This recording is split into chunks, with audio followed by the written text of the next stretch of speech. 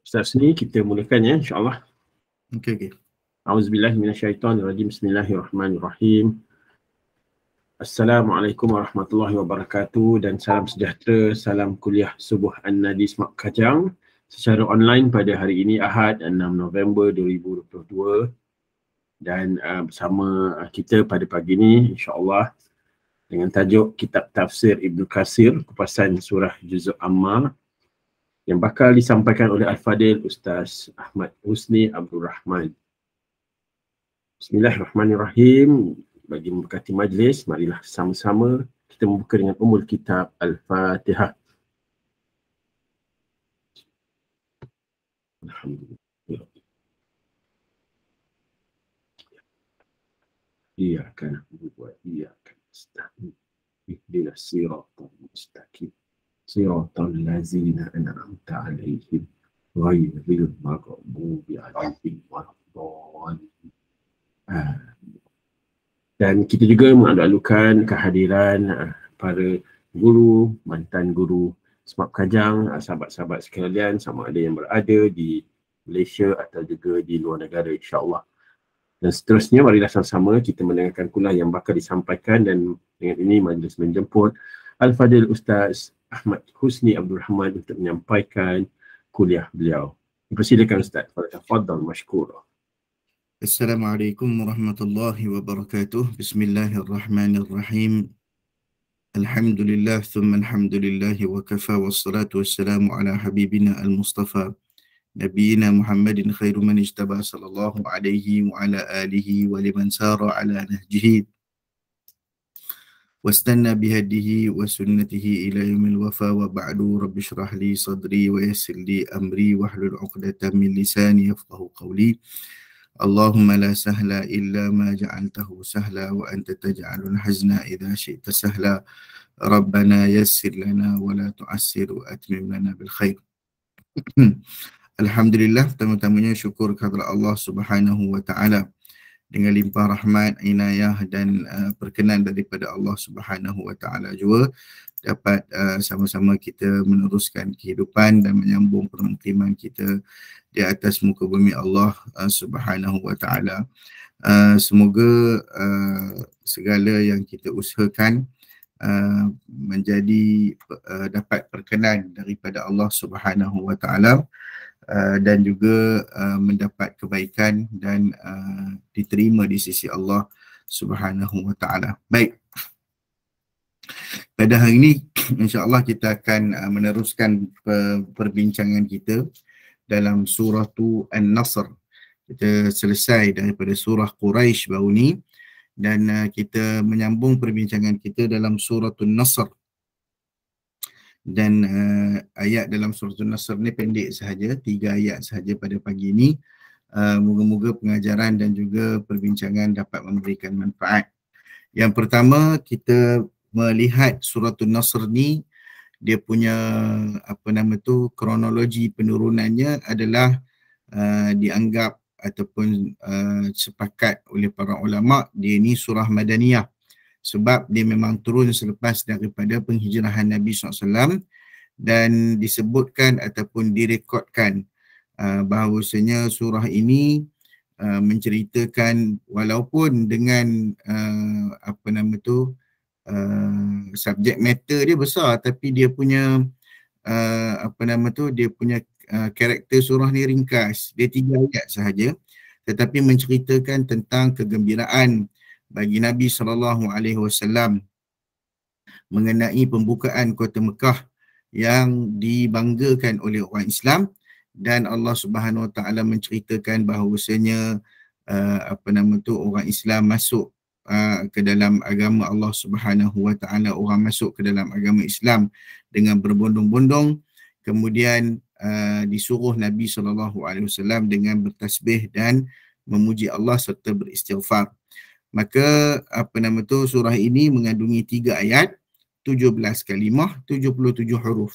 Pasal sikit kita boleh kira lah. Kalau banyak, itu tak ada nak ngira, tak dan. Jadi Alhamdulillah. Nama surah ini sebagaimana yang kita berada di hadapannya adalah surah An-Nasr. An-Nasr ni maksudnya pertolongan dan bantuan daripada, tak kira lah kalau kita sebut pertolongan, itu adalah nasr. An-nasr wal ma'unah. An-nasr ni lebih besar daripada ma'unah. Ma'unah ni mungkin tolong saja, bukan ma'unah grup yang dulu tu. Tapi ni cerita an-nasr lah. Maknanya pertolongan yang mana pertolongan yang sangat besar. Maknanya dia punya efek dia lagi besar. Itu suratul Nasr. Jadi bercakap mengenai pertolongan ni, tolonglah kawan-kawan kita, parti mana pun dia, yang mana bertanding tu tolonglah, sebab kita kenal kawan-kawan kita. Hari ni bukan soal parti tapi soal calon. Tak tahulah siapa nak setuju dengan saya, setuju, tak mau setuju sudah. Tak nak gaduh-gaduh. Yang penting kawan-kawan kita bertanding, kita parti An-Nadi. Dah senang cerita. Ya. Tahniahlah kepada yang dicalonkan. Moga-moga Allah berikan An-Nasr. An-Nasr ni satu kemenangan yang baik. Bila sebut An-Nasru tu, kemenangan itu mesti diiringi dengan keberkatan. Dia bukan kemenangan begitu sahaja. Kemenangan yang ada bantuan daripada Allah Subhanahu Wa Taala. Dan kita yakini sahabat-sahabat kita kenal mereka, kita pernah hidup dengan mereka, kita pernah bersama dengan mereka, kita kenal hati budi mereka, maka insya-Allah moga-moga Allah Ta'ala berikan kemenangan kepada sahabat-sahabat kita lah. Dan diturunkan, cuma ayat ini ataupun surah ini diturunkan di Makkah Al-Mukarramah. Allah Ta'ala menyebutkan idza jaa nasrullahi wal fath. Perkataan nasr tu diambil daripada kalimah yang ketiga dalam ayat pertama itulah. Baik, nama lain bagi surah ini juga disebut sebagai surah idza jaa nasrullahi wal fath. Di mana sebuah hadis yang diriwayatkan oleh Aisyah radhiyallahu taala anha, Nabi SAW tidak pernah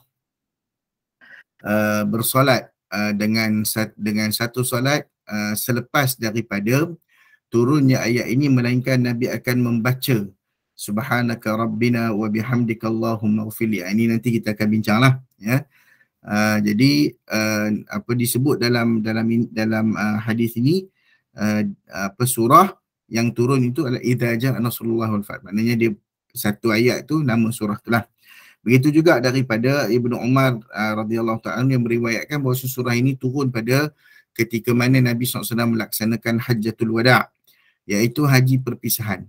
Dan kenapa surah ini dinamakan begitu? Sebab disebut juga surah ini dengan julukan namanya Suratul Tawdi'. Apa maksud Suratul Tawdi'? Surah perpisahan. Sebab dalam ayat ini sebagaimana diriwayatkan oleh Ibnu Abbas radhiyallahu taala anhu, bila mana turun idza jaa nasrullahi wal fath, Nabi SAW bersabda, nu'iyat ilayya nafsi anni maqbudun fi tilkas sanah. Aku diberi khabar kematian kepada diriku sendiri. Seolah-olah surah itu memberi khabar kematian kepada dia, bahawasanya dia akan mati pada tahun itu. Okay, jadi Nabi pergi Hajatul Wada' tahun ke-10, tahun ke-11 Nabi SAW meninggal dunia. Disebutkan antara surah tu sampailah ke waktu Nabi meninggal tu dalam lingkungan 80 hari. Begitu juga bila perkara ini disebutkan kepada Fatimah radhiyallahu taala anha. Nabi sebut kepada Fatimah, Nabi kata, Fatimah, sesungguhnya telah disampaikan kepadaku bahawasanya ajalku telah hampir. Fatimah menangis. Kemudian Fatimah senyum. Sebab apa? Sebab Fatimah kata, Nabi kata, isbiri fa innaki awwalu ahli lihaqan bi. Sabarlah Fatimah, sesungguhnya engkau adalah mula-mula manusia daripada kalangan keluargaku yang akan menyusuli kepergianku. Maksudnya kamu yang akan mati dulu ni. Jadi Fatimah dengar, Fatimah tersenyum. Fatimah tersenyum, dan benarlah bahawasanya kematian Fatimah ataupun kewafatan Fatimah berlaku setelah 6 bulan kewafatan baginda Rasul SAW pada bulan Rabiul Awal. Maka Fatimah meninggal pula pada bulan Ramadan. Okey, pada tahun yang sama, ya. Itu sedikit, itu nama kedua lah, idza jaa nasrullah wal fath. Nama ketiga Suratul Tawdi', macam yang kita sebut tadi, iaitu surah perpisahan ataupun surah selamat tinggal. Ya. Sebab apa? Sebab ini adalah maksud Sayyidina Umar radhiyallahu ta'ala anhu bila dengar surah ni dia sendiri pun menangis. Orang tanya dia, Ibnu Abbas, orang tanya dia, orang tanya apa Umar dengan Ibnu Abbas, apa maksud surah ini? Mereka menangis sebab apa? Sebab dia tahu dah ni dah nak habis dah. Ini antara surah dan juga ayat-ayat terakhir yang diturunkan. Kita tahu ada khilaf di kalangan ulama, ada 4 pandangan terhadap ayat yang terakhir diturunkan di Mina. Ayat ni turun, surah ni turun di bumi Mina, dekat Mina waktu haji wada. Nabi tengah buat haji. Lalu Sayyidina Umar menangis. Orang tanya sebab apa? Sebab dia kata ni dah surah yang nak bagi tahu tentang demise of Nabi sallallahu alaihi wasallam. Matinya Nabi sallallahu alaihi wasallam. So dia kata nak habis dah ni. Kan? Bila keluar surah ni kira nak habis dah tu. Itu tafsir Umar. Umar satu ketika pernah panggil Ibnu Abbas duduk dalam majlis orang tua-tua. Majlis orang tua-tua ni majlis otai lah. Majlis otai ni maksudnya biasanya budak-budak tak boleh masuk, tak boleh join otai ni. Biasanya otai-otai ni dia gitulah. Dia bila dah geng-geng otai, budak baru nak masuk, kau apa hal kau budak baru nak masuk geng otai, gitulah. Jadi Sayyidina Umar memanggil Ibnu Abbas bila dinafikan oleh golongan-golongan yang senior daripada kalangan sahabat-sahabat. Sayyidina Umar terus tanya kepada sahabat-sahabat tu. Dia kata, apa yang kamu faham tentang ayat idza jaa nasrullahi wal fath? Lalu sahabat-sahabat ni kata, ni cerita tentang pembukaan kota Mekah, whatever, what not, apa semua sekali lah. Okay. Lepas tu, Sayyidina Umar tanya pula, wahai Ibnu Abbas, wahai Abdullah, apa yang kamu faham tentang surah An-Nasr? Dia kata, surah ini menceritakan tentang perkhabaran bahawasanya Nabi SAW sudah hampir waktu kewafatan baginda. Lalu Sayyidina Umar kata, aku bersama dengan pandangan budak ni.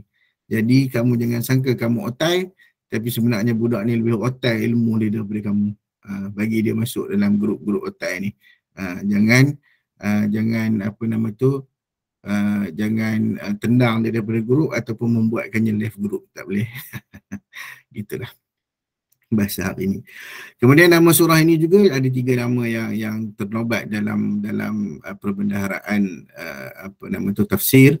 Namanya juga disebut sebagai suratul Fath, surah Al-Fath, yang mana cuma tidak ramailah ulama yang sebut tentang perkara ini, kecuali dalam beberapa kitab ataupun naskah-naskah Al-Quran pada tahun ke-13 Hijriyah, ya.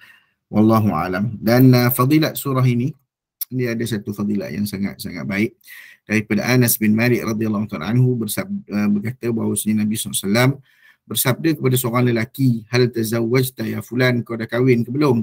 Nabi tanya, qala la wallahi ya Rasulullah wala inni ma tazawwaju bih.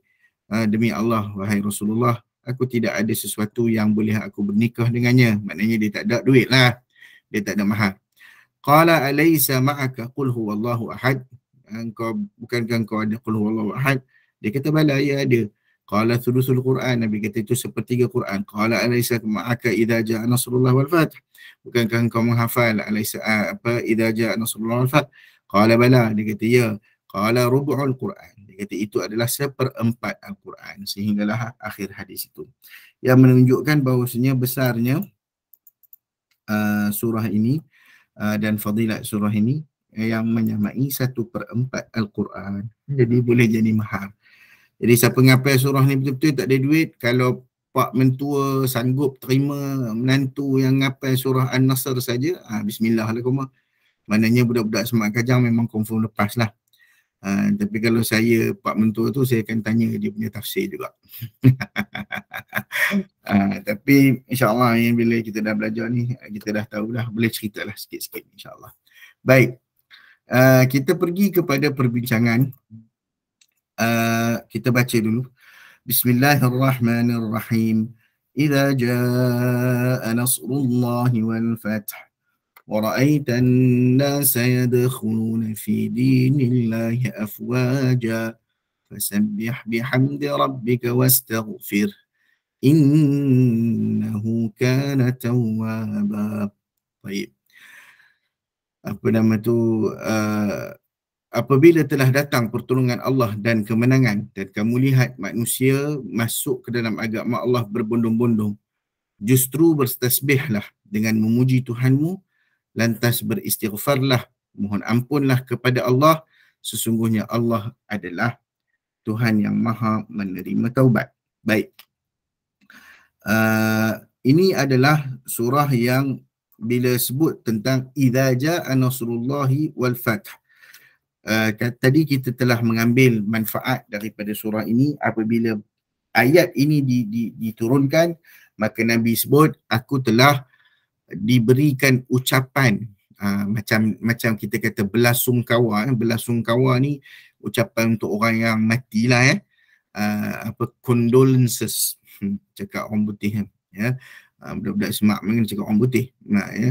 Apa nama tu, condolences, maknanya kita bagi satu ucapan tentang kesedihan dan kematian. Maka apa nama tu, Ibnu Abbas dan lain-lainnya juga meriwayatkan benda yang sama dengan hadis yang lain.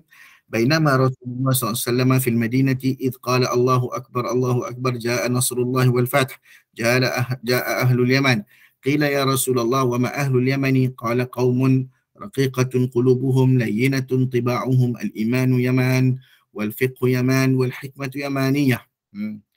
Ibnu Jarir kata dalam hadis yang lain, meriwayatkan hadis daripada Ibnu Abbas, Nabi dekat Madinah, tiba-tiba Nabi kata Allahu Akbar, Allah Maha Besar, Allah Maha Besar, telah datang pertolongan Allah dan kemenangan, telah datang penduduk Yaman. Ini hadis ni merujuk kepada fadilat orang Yaman. Apa dia? Nabi kata, wahai Rasulullah, siapakah penduduk Yaman itu? Nabi jawab, kaum yang lembut hatinya dan lunak wataknya. Iman adalah Yaman, fiqh itu adalah Yaman, dan hikmah itu adalah Yaman, kecerdikan itu adalah Yaman. Kemudian Abul A'la meriwayatkan, ini semua hadis yang samalah yang berkaitan dengan berita kedatangan ajal Nabi SAW. Jadi Nabi dilihat setelah daripada itu. Nabi ni kita tahu dia punya karakteristik dia ibadat dia lebih pada orang lain, ya.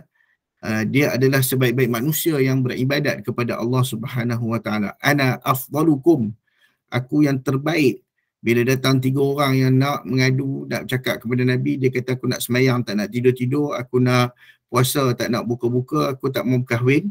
Maka Nabi kata, aku yang terbaik di kalangan kamu dalam ibadat. Macam mana yang kamu nak buat sesuatu yang kamu sangka benda tu benda yang lebih besar, tetapi sebenarnya salah, sebenarnya tak kena. Jadi Nabi dah bagi satu standard format, Nabi dah bagi SOP dah, nak ikut ibadah ni yang terbaik apa dia, cara yang diamalkan ataupun diajarkan oleh Nabi SAW. Maka itu adalah yang terbaik. Maka Nabi kata tak mungkin, aku adalah yang terbaik. Tetapi selepas pada turun surah ni, Nabi lagi kuat, lagi hebat ibadah dia. Ini menunjukkan makin tua kita sepatutnya makin banyaklah, makin banyaklah ibadah kita, makin hebatlah kita dengan Allah Ta'ala. Bukan makin tua makin getik. Getik ini bahasa orang Perak. Orang Perak kata getik menengoknya kan. Maknanya makin tua makin menyampah nak menengok. Sebab apa? Perangai makin tua makin huduh. Jadi na'udzubillahi min zalik. Moga-moga kita mendekati, semakin kita mendekati tarikh ajal kita, kita semakin dekat dengan Allah Subhanahu Wa Taala. Baik. Maka bila apa nama tu dah sebut surah ini, an-nasu hayyizun wa ana wa ashabi hayyizun wa qala la hijrata ba'da al-fathi walakin jihadun wa niyyah. Apa nama tu, nak ceritakan tentang kemenangan yang Allah Ta'ala berikan, merujuk kepada pembukaan Kota Mekah. So pembukaan Kota Mekah ni kenapa dibanggakan sangat? Sebab apa? Sebab Nabi SAW dihalau daripada Kota Mekah. Orang halau Nabi SAW keluar daripada Kota Mekah. Sebab apa? Sebab sebelum daripada itu memang Nabi duduk berdakwah di Mekah, tetapi dikecam, dihina, dihalang, dibuat dengan semahu-mahunya. oleh kaum Quraisy, maka sebagaimana yang kita telah pun bincang, Nabi dikeluarkan oleh kaumnya daripada bumi Mekah, lalu Nabi berhijrah ke Madinah Munawwarah. Kemudian itulah yang dijanjikan oleh Allah Subhanahu Wa Taala. Walaupun surah ini secara ialah eksplisitnya memuatkan khabar gembira bagi Nabi SAW, dia adalah ialah cerita tentang penaklukan Kota Mekah yang berlaku pada tahun 8 Hijrah. So ulama pun ialah khilaf jugalah bila turun ni kata macam mana khabar gembira sedangkan ayat ni turun pada tahun ke-10 Hijrah, pembukaan Kota Mekah tahun ke-8. Itu nak cerita tentang betapa besarnya perkara tersebut di sisi Allah Subhanahu Wa Taala, dan khabar gembiranya dengan orang Islam masuk ke dalam agama Allah Subhanahu Wa Taala, dan Nabi Muhammad SAW telah berhasil memenangi peperangan-peperangan yang banyak terhadap musuh Allah Subhanahu Wa Taala. Datang penaklukan Kota Mekah sebagai kemuncak kepada kemenangan tersebut, dan Allah membuka Mekah kembali, mendatangkan kembali Mekah kepada Nabi Muhammad SAW sebagai kota wilayah Islam yang sebelumnya merupakan dairatul kufri ataupun daerah kekufuran. Sebab apa? Sebab orang Mekah tak beriman. Dan waktu saat pembukaan Kota Mekah mengaitkan dengan ayat yang kedua, wa ra'aitan nasa yadkhuluna wa ra'aita. Sebab tu dalam ayat ni disebut kalimah ra'aita, fi'il madhi, engkau dah tengok. Engkau dah tengok tu maksudnya tengok dah tahun ke-8 Hijrah tu orang masuk Islam berbondong-bondong. Macam mana orang masuk Islam berbondong-bondong? Pertama sekali, bila mana Abu Sufyan dia tak masuk Islam ni. Jadi dia ni cerita waktu nak buka Kota Mekah tu, banyaklah, panjanglah cerita dia, saya pendekkan dia punya event tu. Abu Sufyan datang ke khaimah Nabi SAW, Nabi tak nak jumpa Abu Sufyan sebab Abu Sufyan ni banyak sangat buat onarnya terhadap orang Islam. Abu Sufyan ni banyak, memang bahasa orang Kedahnya kahak lah. Jahannam kasira lah. Makna jahannam semua hari ni. Duk buat benda-benda yang memang tak patut kepada orang Islam. Nabi memang tak suka kat dia. Nabi memang benci kat dia. Benci sungguh. Sehinggalah dia mengiklankan Islamnya di hadapan Rasulullah SAW. Barulah Nabi paling dan Nabi tengok dia. Betapa bencinya sampai dia iklan Islam. Cuma kuat pedajai boleh lah. Okey, kuat pedajai pun boleh juga. Memang teruk dia. Tapi bila diiklankan Islamnya, cuma Nabi SAW tidaklah mengiklankan Islam dia dulu. Ini strategik Nabi. Cuma waktu nak masuk Kota Mekah, Nabi kata mawan dakhala dara Abi Sufyan fahuwa amin. Siapa yang masuk rumah Abu Sufyan dia aman. Itu indikator yang menunjukkan bahawasanya sudah ada macam satu ni sekarang aku sebut, sekarang aku kata aku sokong pakatan benda dah. Tak kira dah pakatan ke perikatan ke lantak lah kan. Dia macam dah ada satu pact dah Nabi SAW dengan Abu Sufyan. Tetapi Abu Sufyan telah Islam, bukannya, cuma belum diiklankan lagi. So Abu Sufyan ni waktu dia tengok, waktu sebelum dia nak masuk khemah Nabi, dia tengok hampir 10,000 umat ada ketika itu bersama dengan Nabi SAW. Lalu dia tanya kepada Al-Abbas, pak saudara Nabi SAW, dia kata apa? Ma hadhihi ar-ri'asah, lebih kurang tu, ma hadhihi. Dia kata, apakah bentuk kepimpinan ini sampai begini orang datang? Sebab bila orang tahu nak buka Kota Mekah ni memang ramai tentera-tentera Islam datang, ramai daripada pelosok-pelosok negara, yang mana yang tahu kata tentang itu semua datang. Itu kata berbondong-bondong tu, nampak? Okey, 10,000. Jadi Al-Abbas kata ini bukan kepimpinan biasa. Ini adalah an-nubuwah. Ini adalah kenabian. Dia bukan kepimpinan yang besya-besya. Lebih kurang itulah. Ini adalah yang luar biasa. Iaitu ini adalah kenabian. Dia bukan kepimpinan lekeh-lekeh. Maka dengan itu takjubnya Abu Sufyan terhadap apa yang telah dilihat kepada seorang susuk tubuh yang pernah dinobatkan oleh penduduk Mekah sendiri sebagai Al-Amin. Lalu masuk Islam. Jo bila buka kota Mekah, pendekkan cerita lagi, ramai orang masuk Islam termasuk Hindun. Hindun yang dulu kata nak lapah hati Hamzah tu kan. Dia kelakar cerita Hindun ni. Cerita Hindun ni kelakar sebab apa? Sebab dia berbalas hujah dengan Nabi SAW, dan waktu berbalas hujah tu ada Sayyidina Umar. Sayyidina Umar bunuh tok laki dia dengan anak laki dia. Jadi dia tanya Nabi, apakah agama yang kamu nak bawa ini? Nabi kata tak ada apa, aku bawa agama yang adil apa semua-semualah. Nabi cerita dah. Dialog tu memang Hindun ni seorang yang memang loud, orang yang memang berani lah. Dia cakap lepas kan, dia memang cakap lepas. So dia depan Nabi pun dia cakap lepas, memang berani. Jadi orang Mekah tanya kepada Nabi SAW, apa yang kamu janjikan kepada kami? Kami dah buat kamu macam-macam dulu, sekarang kamu nak balas ke kepada kami? Orang Mekah tanya. Nabi kata, tak, aku ampunkan kamu pergilah. Idhabu fa antumut tulaqa. Nabi kata, pergilah, kamu semua dibebaskan, aku tak ada apa. I have no grudge. Dan aku tak ada apa, tak ada rasa nak balas dendam, aku tak ada rasa sakit hati, tak ada. Apakah aku tahu apa yang hampa buat dulu atas kejahilan. Maka dengan itu orang masuk Islam. Jadi kat sini ada perbincangan lah. Boleh tak orang beriman tu mula-mula ikut-ikut dulu? Ya? Tak tahu apa lagi, pergi ikut-ikut dulu. Jadi ulama kata boleh. Sebagaimana nak tarik lu, first premise adalah dia ikut dulu kita. Macam orang-orang yang masuk Islam tu, kadang-kadang ialah kawan-kawan kita yang bukan Islam, tiba-tiba bulan puasa dia kata, I nak follow you puasa lah, I nak rasa macam mana puasa, boleh tak? Janganlah kita habaq dia kata tak boleh, puasa ni eksklusif orang Islam. Okay, I nak follow you semayang, boleh tak? Okay, bab semayang, kita ada restriction sikit. Nombor satu, you boleh follow, tapi you tak boleh follow betul-betul perbuatan dia lagi. Nanti sat dulu. Gradually, pelan-pelan, sehingga dia rasa betul-betul. Itu dari sudut dakwah. Nabi mengajar juga dari sudut dakwah. Maksudnya Hindun ketika itu memang pekat lagi kekufuran dia tu. Tapi bila dia dah dialog dengan Nabi, dialog, satu kali dia kata, kamu cakap kamu adil, kamu cakap kamu belas asal, tapi hampa bunuh tok laki aku dengan bunuh anak laki aku, siapa? Bila dia cakap macam tu, Sayyidina Umar gelak sampai terguling. Ni memang cerita dia. Sayyidina Umar tergelak sampai terduduk, terguling-guling dia. Dia kata, oh ni lah Hindun. Dia pun tak kenal sebelum tu Hindun. Ni lah Hindun.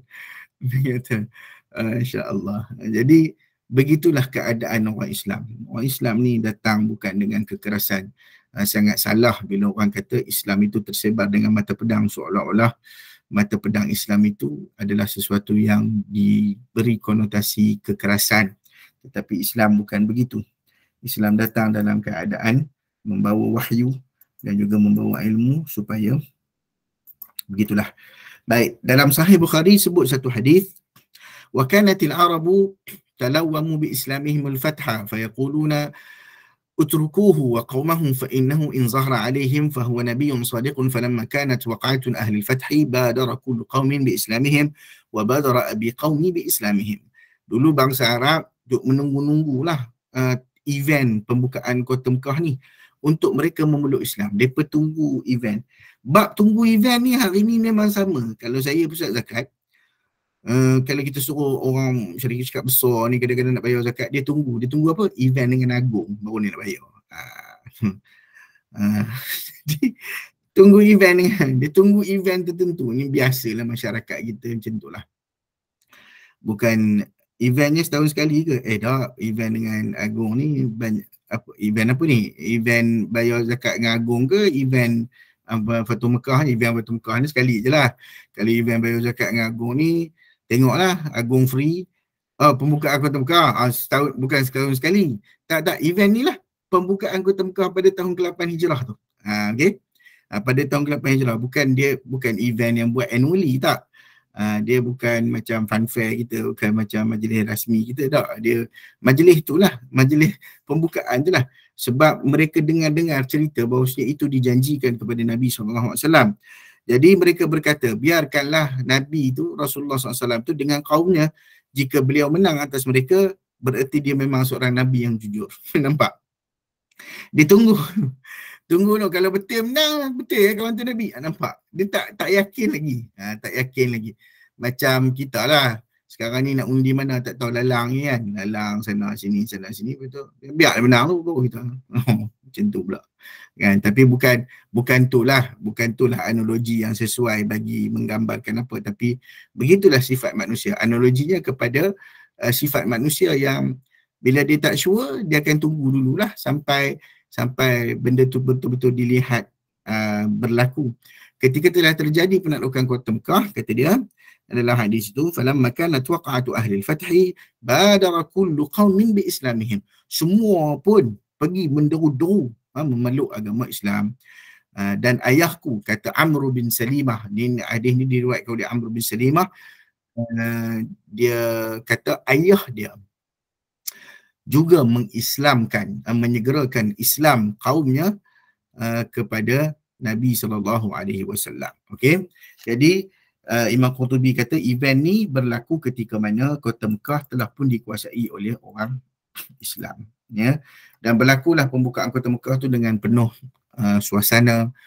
Ada orang kata tak ada pertumpahan darah berlaku, beberapa pertumpahan darah, dan Nabi SAW pernah tegur bagaimana beberapa orang yang tersalah orang tu minta perlindungan tapi orang Islam bunuh juga. Nabi kata lepas tu Nabi tanya apa siapa hang bunuh. Dia kata dia main-main, dia beriman tapi dia macam mungkin dia beriman tu sebab nak selamat. Lalu Nabi kata macam mana kamu tahu hati dia, kamu boleh tengok ke hati dia. Jadi ini antara banyaklah event, terlalu banyak event dalam pembukaan kota Mekah ni.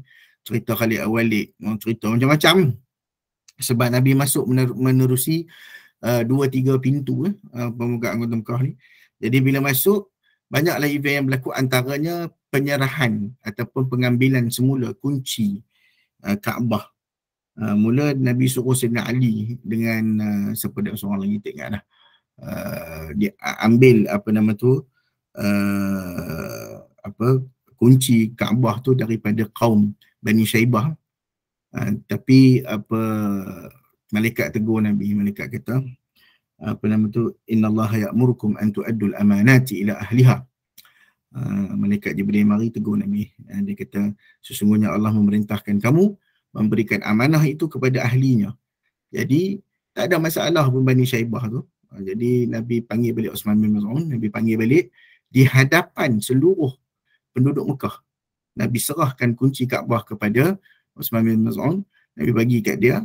Nabi kata tidak ada orang yang boleh mengambil kunci ini ataupun ialah hak kunci ini daripada Bani Syaibah sehinggalah kiamat. Dan kalau orang tu ambil, memang dia tu adalah seorang yang sangat kejam, paling kejam kali. Jadi kata-kata Nabi tu menjadi satu benda. Masa tu orang tak masuk Islam ni pun, Bani Syaibah tak masuk Islam ni. Jadi Nabi bagi balik kunci Kaabah tu setelah diambil daripada mereka. Lalu Nabi berpesan dengan kata-kata itu, dan percayalah sampai hari ni memang keturunan yang sama lah pegang kunci Kaabah. Turunan Bani Syaibah tu lah. Okay. Jadi itu cerita dia. Baik. Dan yang terakhir, fasabbih bihamdi rabbika wastaghfir innahu kana tawwaba. Bertasbihlah dengan memuji Rabbmu dan mohon ampun kepada Allah Ta'ala. Sesungguhnya dia adalah Tuhan yang maha menerima taubat. Al-Imam Al-Qurtubi rahimahullah mengungkapkan bahawasanya hal ini berkaitan dengan salat. Bila salat, banyakkan puji Allah. Kata Allah Ta'ala sebut dalam ayat ni, fasabbih wahai Muhammad, maka banyakkanlah bertasbih kepada Allah, memuji Tuhanmu dan beristighfar. Sesungguhnya Allah Ta'ala itu maha penerima taubat. Jadi ini adalah satu benda yang dia diceritakan kepada Nabi SAW. Hadis Aisyah yang kita bacakan pada awal pertemuan tadi. An Aisyah radhiyallahu ta'ala qalat ma shalla an-nabiy sallallahu alaihi wasallam salatan ba'da an nazalat alaihi idza jaa nasrullah wal fath illa yaqulu fiha subhanakallahumma rabbina wa bihamdika Allahumma ighfirli, ataupun subhanakallahumma wa bihamdika Allahumma ighfirli. Ini doa dia, tuan-tuan. Aisyah kata, Nabi SAW tak pernah sembahyang selepas daripada buka kota Mekah tu, selepas berturun surah ini, melainkan Nabi akan baca. Ni apa baca? Tasbih ni. Subhanaka rabbina wa bihamdika Allahumma ighfirli, ataupun subhanakallahumma wa bihamdika Allahumma ighfirli. Okey. Jadi Nabi baca surah ni, Nabi baca ayat ni, ni zikir ni, tasbih ni kat mana tuan-tuan? Waktu setiap kali selepas sujud, selepas ketika rukuk dan ketika sujud. Ketika rukuk dan ketika sujud. Subhanakallahumma wa bihamdika Allahumma ighfirli. Boleh, ataupun sebagaimana hadis ni, subhanaka rabbina wa bihamdika Allahumma ighfirli. Sama saja, dua-dua tu sama saja, lafaznya lebih kurang. Baik. Sebab apa? Sebab dah bagi tahu tentang nak mati, dan dalam hadis yang lain, sebab apa? Sebab itu dah tandanya dan hampir kiamat. Yalah, betul lah. Kiamat ni hampir dengan pengutusan Nabi dan kewafatan Nabi. Maka Nabi tak pernah tinggal ni. Setiap kali solat. Jadi tuan-tuan, sahabat-sahabat kita, kita boleh beramal dengan benda ni. So sekejap lagi bila kita solat Zuhur, rukuk sekejap lagi, habis subhana rabbiyal azim, subhana rabbiyal azim bihamdih, subhana rabbiyal azim bihamdih, kita baca subhanakallahumma rabbina wa bihamdika Allahumma ighfirli, subhanakallahumma wa bihamdika Allahumma ighfirli. Baca satu. Ya, sekali pun tak apa. Sujud pun macam tu. Habis subhana rabbiyal a'la, baca yang ni. Jadi ini adalah satu panduan yang boleh kita jadikan sebagai penambah kualiti ibadat kita. Okey. Jadi Allah memerintahkan, sebahagian sahabat dia kata Allah perintah kita untuk puji dan mohon ampun. Pertama sekali tu kita puji. Part pertama tu subhanakallahumma wa bihamdika, tu pujian kita kepada Allah. Dan Allahumma ighfirli, itu adalah istighfar kita kepada Allah Subhanahu Wa Taala. Sebab apa? Sebab pertama sekali tengok cara bila orang menang, macam kena-mengena pula dengan penamaan calon Marina. Cara orang menang ni adalah nombor satu, puji Tuhan dulu. Nombor dua, istighfar. Jadi cara orang menang. Bukan bila menang je, saya akan menegakkan manifesto. Tak ada pasal. Ya. Nombor satu dulu, adab. Ya. Adab orang dah menang. Puji Allah dulu. Puji Allah, lepas tu istighfar kepada Allah Ta'ala. Sebab apa? Sebab kita tak nak ada sekelumit pun hati kita ni menang tu sebab kita. Tak mau. Menang tu sebab Allah Ta'ala, bukan sebab kita. Allah bagi kemenangan. Sebab tu Sayyidina Umar radhiyallahu ta'ala pernah pecat Khalid bin Walid. Kenapa dia pecat Khalid bin Walid ganti dengan Usamah bin Zaid? Usamah bin Zaid baru umur 18 masa tu.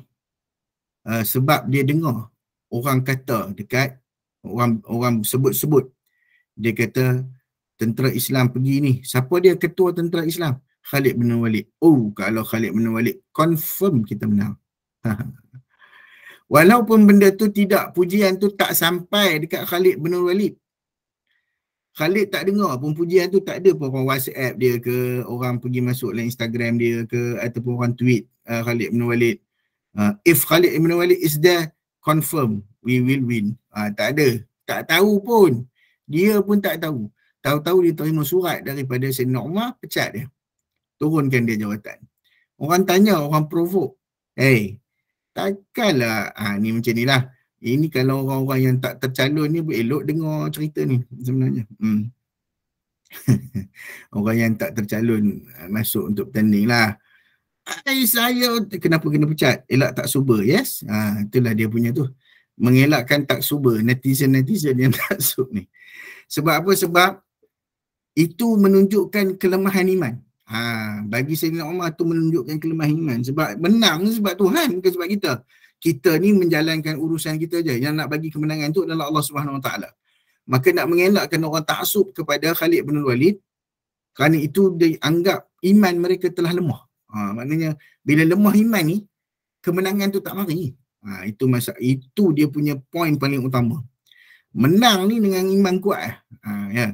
Tapi menang pilihan raya Malaysia ni tak tahu lah kan. Ada orang iman kuat tetap menang juga. Tapi wallahualam kita tak tahu kan. Menang kemenangan, sebab itulah apa-apa sahaja yang berlaku dalam kehidupan kita, pujilah Allah dulu, kemudian istighfar. Kita dapat nikmat ke apa gitu, alhamdulillah, astaghfirullah. Kita istighfar sebab mungkin Allah Taala pejam mata aja daripada dosa kita. Jadi gitulah. Bila Sayyidina Umar baca surah An-Nasr ni kepada orang yang bertanya tentang apakah maksud surah An-Nasr, Sayyidina Umar kata begitu. Allah perintahkan kita untuk puji dia dan istighfar, dan pertolongan Allah telah tiba dan kita telah pun menakluki daerah-daerah yang sebelum ini kita tidak pernah takluki. Jadi kita kena puji Allah dan juga istighfar. Sebab istighfar ni banyak dia punya Al-Hasan Al-Basri rahimahullah, bila orang tanya dia, ada 4 orang datang tanya dia masalah berbeza, jawapan dia satu je, istighfar. Balik istighfar banyak-banyak, balik istighfar banyak-banyak. Ini anak murid dia tanya, ini Tuan Imam, tadi ada 4 orang datang, 4 orang saya dengar ada masalah berbeza, tapi kenapa kamu bagi jawapan yang sama? Semua istighfar. Dah habis modal ke? Anak murid pun kan, habis modal dia abang kata tu guru dia kan. Tu mujuk yang dengar tu Hasan Al-Basri. Kalau yang dengar tu kita barangkali dah kena tunjai dah kepada budak tu kan. Tunjai ke starlight kan, ikutlah apa-apa adat yang biasa kita buat kat Smart K dulu tu kan. Jadi kita pun, dia pun cakap, bacalah surah akhir surah Nuh tu, faqultu astaghfiru rabbakum innahu kana ghaffara yursilis samaa 'alaikum midrara wa yumdidkum bi amwalin wa banin wa yaj'al lakum jannatin wa yaj'al lakum anhara. Maknanya dia baca ayat tu menjawab persoalan daripada anak murid dia tentang permasalahan yang diadukan kepada Hasan Al-Basri. Istighfar kepada ni, sesungguhnya Tuhan itu Maha Pengampun, yursilis samaa 'alaikum midrara, Allah Taala akan turunkan hujan. Ada orang datang mengadu ke tempat dia tak hujan. Okey. Wa yumdidkum samaa 'alaikum midrara wa yumdidkum bi amwalin wa banin. Ada orang mengadu tak ada anak. Dia pun disebut. Ada orang mengadu tak ada harta. Dia pun nasihat benda yang sama. Wa yaj'al lakum jannatin wa yaj'al lakum anhara. Ada orang kata kebun dia tak menjadi. Jadi dia doa, dia suruh istighfar, maka kebun dia menjadi dan dijadikan pula sungai-sungai yang mengalir untuk mengairi kebunnya. Jadi ini adalah benda yang diperolehi daripada istighfar. Banyak benda. Dan tak rugi pun untuk kita beristighfar. Duduk saja-saja pun astaghfirullah. Tapi jangan buat macam yang dalam kita tengok drama-drama tu. Nak gitu. Itu bukan istighfar tu. Itu entah benda nama saya pun tak tahu. Istighfar ni kena tenang-tenang. Zikir kena tenang-tenang. Mana istilahnya bila sebut tentang zikrullah, ala bizikrillahi tatma'innul qulub. Dengan berzikir memuji Allah tu menenangkan jiwa. Tenang apa kalau tengok keadaan dia pun macam kelang kabut dah. Itu bukan tenang tu. Saya cukup pantang kalau orang tengok orang berzikir gitu. Tu bukan zikir. Zikir sepatutnya tenang, relax. Kalau kita sebut astagfirullahalazim, kita menghayati. Tok Guru Ni Aziz kata apa? Istighfar hak mau buat tu menuntut kepada istighfar hak lain pula. Gitu. Tok Guru Ni Aziz kata, dia kata apa? Almarhum rahimahullah rahmatan wasi'ah. Dia kata istighfar hak kita sebut tasmiyah tu menuntut untuk istighfar yang lain. Sebab mungkin istighfar kita hak tadi tu tak jujur pun dengan Allah Ta'ala. Tak jujur pun untuk kita minta ampun dengan Allah. Itu pun sudah dianggap sebagai satu benda yang mewajibkan istighfar yang lain pula. Jadi gitulah. Jadi insya-Allah moga-moga kita menjadi golongan di kalangan orang-orang yang banyak beristighfar kepada Allah Subhanahu wa ta'ala, innahu kana tawwaba. Moga-moga Allah Subhanahu wa ta'ala menerima taubat kita dan menjauhi kita daripada perkara-perkara dan yang menjauhkan kita daripada Allah, dan biarlah Allah Ta'ala tutup usia kita dengan tambahan-tambahan amalan soleh. Sebagaimana Nabi SAW memperhebatkan amalan solehnya, maka sewajarnya kita mengikuti sunnah baginda yang besar ini untuk memperbanyakkan amalan soleh dalam menghadapi hidup kita, baki-baki hidup kita dan kematian kita yang bakal menjelma. Wallahu a'lam. Wallahualam. Terima kasih kepada Fadil Ustaz Ahmad Husni atas penyampaian kuliah sebentar tadi. Majlis juga menjemput para guru, sahabat-sahabat untuk bertanyakan soalan. Dipersilakan. Atau mungkin ada perkongsian ke, insya-Allah dipersilakan. Seperti biasa kita mulakan dengan soalan dari Cikgu Hashimah. Dipersilakan Cikgu Hashimah. InsyaAllah. Terima kasih Ustaz dan Datuk. Yang pertama saya nak tanya, nak minta Ustaz sebut balik tadi yang Nabi baca tasbih masa rukuk dan sujud tu. Jadi yang saya dapat sini, subhanakallahumma wa bihamdika. Ada sikit ujung dia Ustaz. Allahumma ghfirli. Allahumma ghfirli ya. Allahumma ghfirli. Allahumma ghfirli. Betul.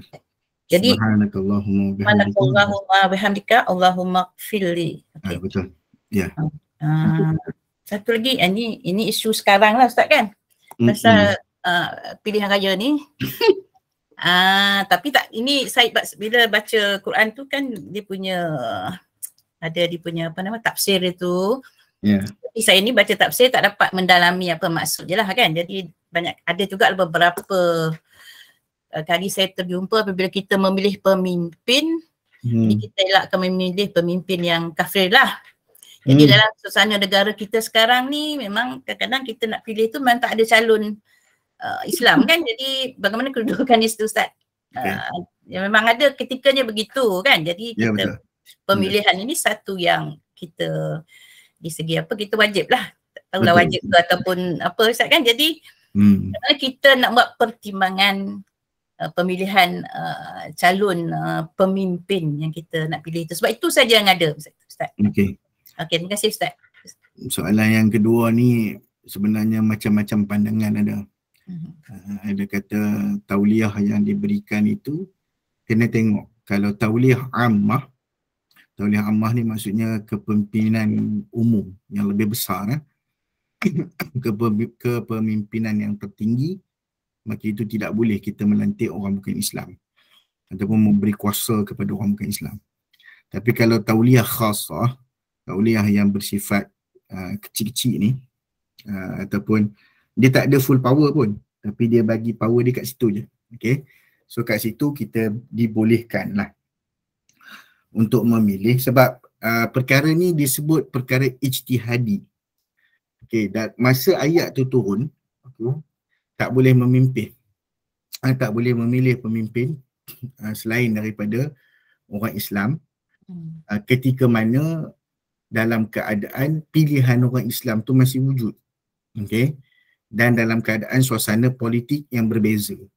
Tapi bila masuk dalam suasana politik Malaysia, demokrasinya dan keadaan-keadaan yang berlaku, begitu juga dalam keadaan negara kita yang didiami juga oleh orang bukan Islam.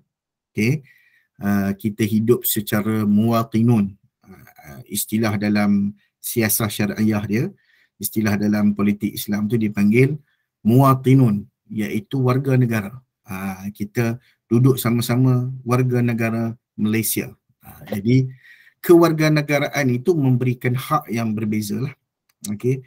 Sebab dia kena bertindak mengikut lunas dan juga undang-undang negara. Selagi mana undang-undang negara tu menobatkan Islam agama rasmi dan juga kena mengutamakan dari sudut agama Islam itu, maka di situ dia harus bertindak lah. Dan kalau dia mencalar benda tu, dia sendiri boleh dikenakan tindakan. Jadi tindakan tu atas penguatkuasaan undang-undang lah pula, kan? Janganlah pula ada bersalah, kejap masuk, kejap keluar, kejap masuk, kejap keluar, tak tahu kan? Itu tak boleh lah. Kejap bersalah, kejap tidak. Jadi untuk pilihan raya ni, saya bukanlah bagi fatwa, tapi kita bincang-bincang dengan sahabat-sahabat, ya. Memanglah sebahagiannya menganggap dia adalah satu kewajipan yang kita kena buat, kena tunai hak. Dan kita tak boleh pula nak merosakkan undi. Jadi cara yang terbaik adalah jika bertembung antara, untuk kita mudah lah, untuk kita mudah. Bertembung antara orang bukan Islam dengan orang Islam, ialah orang Islam tu susah juga untuk saya nak sebut. Kadang-kadang orang Islam ni pun pada hari ni Islam perangai dia lebih teruk pada orang kafir lagi. Pun ada juga. Dan tak malu pula tu tanding jadi calon. Itulah itu yang geram kita tu. Jadi kita kena timbang tara lah. Mana yang lebih rendah mudarat. Pertama sekali tengok mana yang dia bagi lebih banyak manfaat kepada orang Islam. Itu nombor satu. Nombor dua, mana yang lebih rendah mudaratnya kepada agama Islam. Kalau ada dua calon, mana yang lebih rendah mudarat? Dua-dua ni haprak. Dua-dua ni memang kita kenal lah. Memang jam. Tapi salah seorang ni, mana yang boleh kau tim lagi? Mana lagi boleh kita kata dia ni taklah mudarat sangat untuk orang Islam. Maka yang itulah yang kita pilih.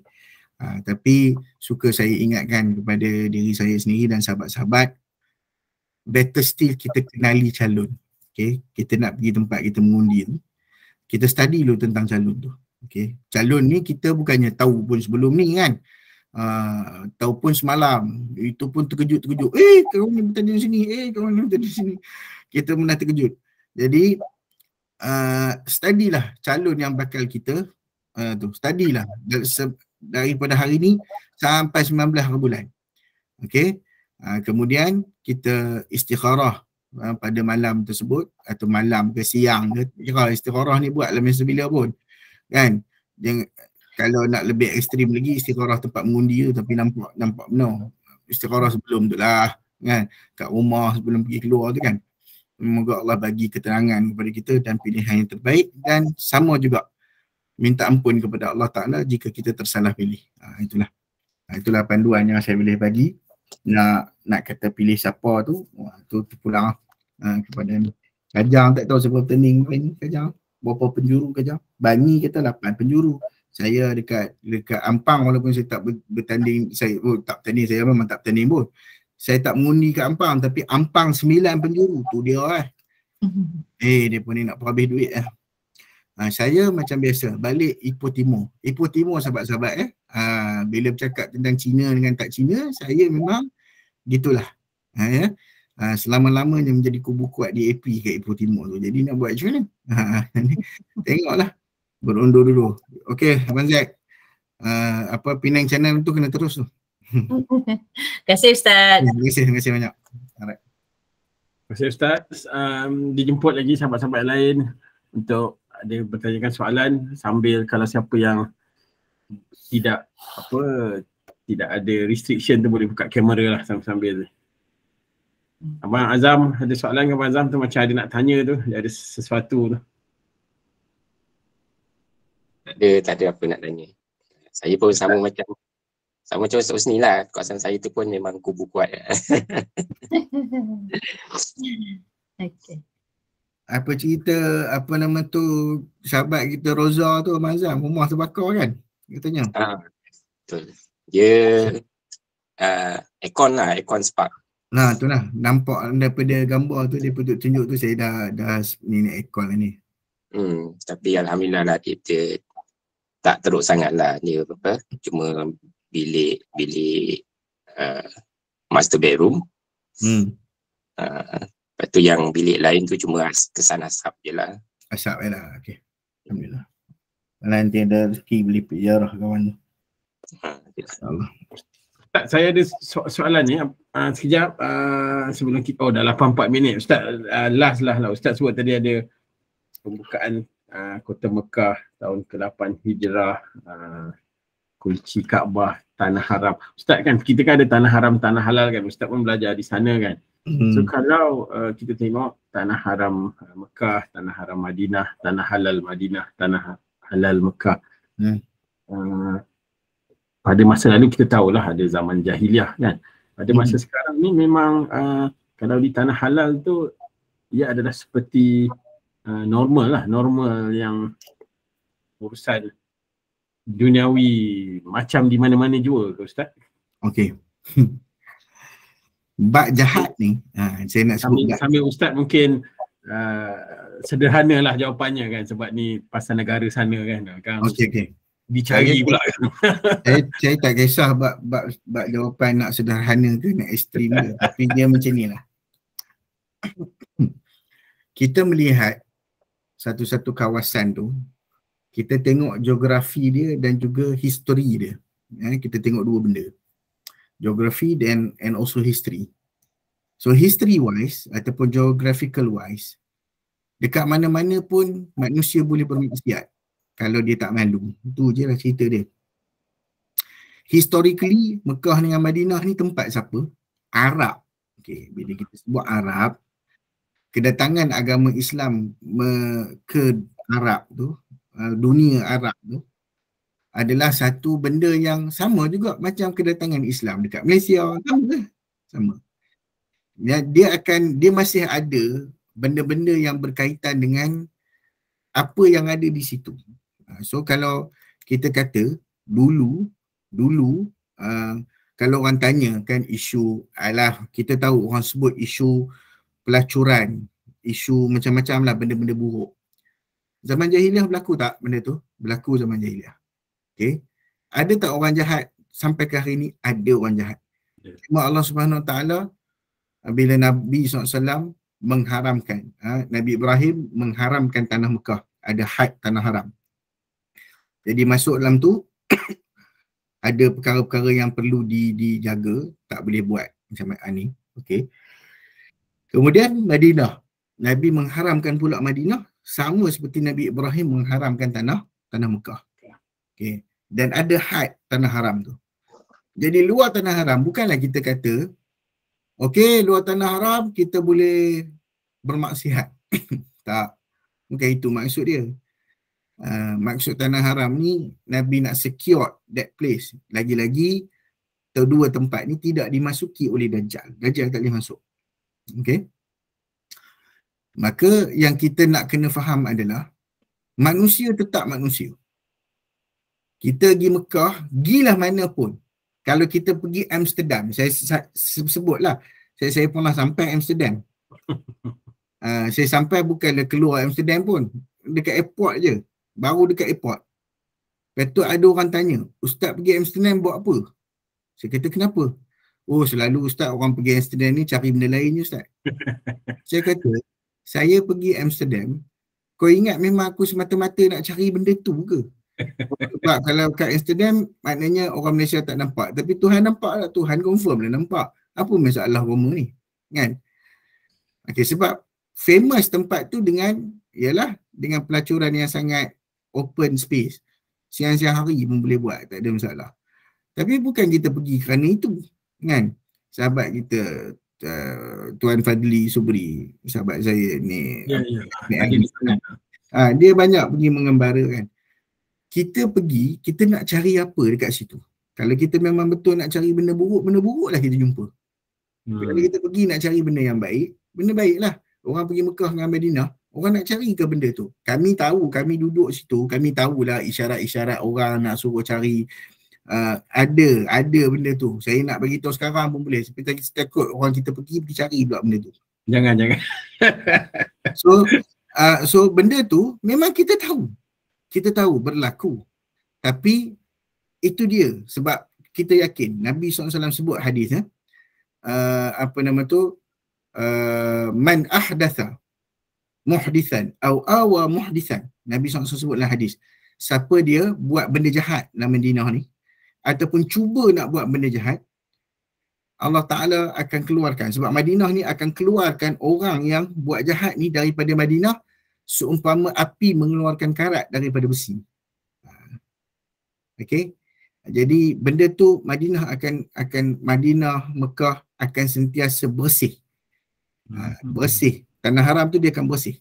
Tapi kalau luar tak ada kawalan lah, kan? Sebab tu kalau dulu-dulu orang kafir dia tak boleh masuk. Dia takat tu je. Dia ada border dia, takat tu je dia boleh pergi. Dia tak boleh masuk. Tapi hari ni tak tahu Muhammad bin Salman punya perangai ni apa benda. Dia bagi masuk juga. So dia akan ada efek dia. Dia akan ada efek dia. So efek tu bila? Tunggu je lah. Tengok je lah. Kan? Sebab kita tahu Allah Ta'ala pun nobatkan dalam Al-Quran. Al-A'rabu asyaddu kufran wa nifaqa. Orang Arab Badui, kalau saya sebut benda ni, orang Arab memang kufur marah. Dia kata apa ni, salah tafsir lah. Kata bukan orang Arab ni jahat. Dan Tuhan yang sebut bukan aku. Kan? Maknanya golongan itu adalah golongan yang lebih dekat untuk kekufuran dan kemunafikan. Sebab sejarah kufur, sejarah munafik berlaku kat mana? Besar negara Arab lah. Sejarah kemunafikan berlaku pada zaman Nabi pindah ke Madinah. Kat Madinah baru dengar cerita orang munafik. Kat Mekah orang tak ada lagi cerita munafik. Jadi itulah yang kita kena akui. Kita kena akui. Tak boleh lah kata sebab tu Ibnu Abbas dia duduk dekat Taif. Ramai yang ajak dia balik. Ada ajak balik Madinah, ada ajak balik Mekah. Yang ajak balik Mekah tulis surat, marilah balik Mekah. Dia kata tak nak. Meskipun aku tahu duduk kat Mekah ni, buat satu benda pun dapat 100,000 pahala. Tapi kalau kita buat satu dosa, sama je efek dia, 100,000 juga. Jadi aku takut. Baik aku duduk tempat luar. Dia disebut, saya tak ingat dia punya kata-kata dia secara jelas.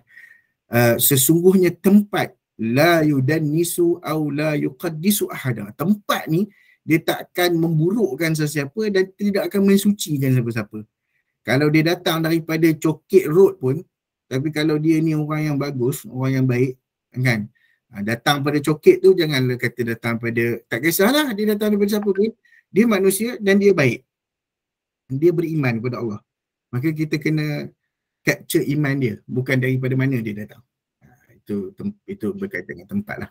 Wallahualam. Wallahualam. Okey Ustaz, jelas nampaknya, alhamdulillah. Okey Ustaz, seterusnya majlis mempersilakan Ustaz untuk membacakan doa penutup bagi kuliah subuh pada pagi ini, dipersilakan. Baik. Bismillahirrahmanirrahim. Alhamdulillahirabbil alamin. Wassalatu wassalamu ala rasulil amin Muhammadin wa ala alihi washabbihi ajma'in. Allahumma iftah alaina hikmataka wa anshur alaina min khazaini rahmatika ya arhamar rahimin. Allahumma 'allimna bima yanfa'una warzuqna fahma warzuqna 'ilma. Allahumma inna nas'aluka 'ilman nafi'an wa rizqan thayyiban wa 'amalan mutaqabbala. Wa sallallahu ala sayyidina Muhammad wa ala alihi washabbihi ajma'in. Alhamdulillahirabbil alamin.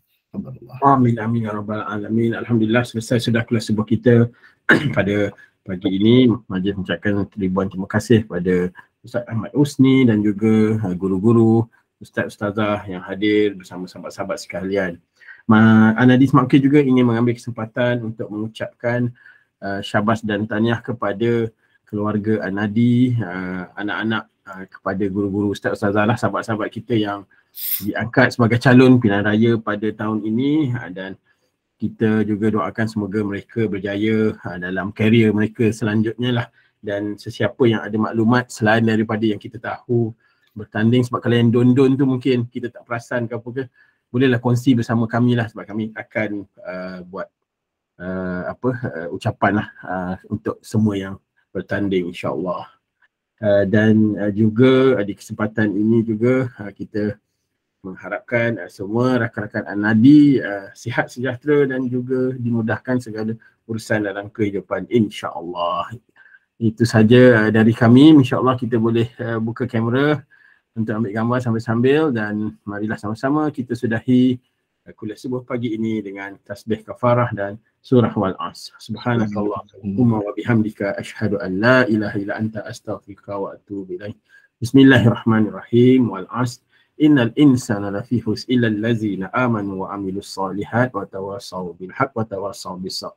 Assalamualaikum warahmatullahi wabarakatuh. Jumpa lagi. Assalamualaikum Ustazah, Ustazah Fatimah, apa khabar? Saya Shima. Ustazah Fatimah, semua orang nak cakap dengan Ustazah tu.